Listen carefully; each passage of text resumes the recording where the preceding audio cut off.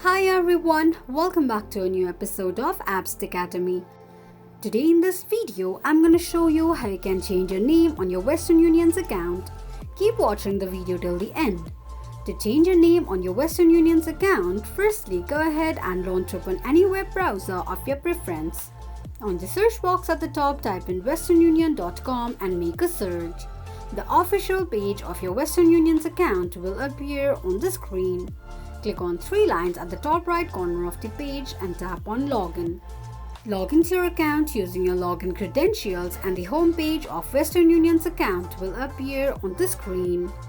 Click on Menu icon on the top right corner of the page.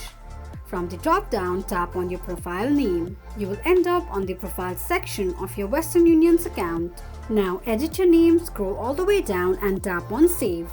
This is how you can change your name on your Western Union's account quickly and easily just in few steps. If you have any thoughts or queries, let us know in the comments section.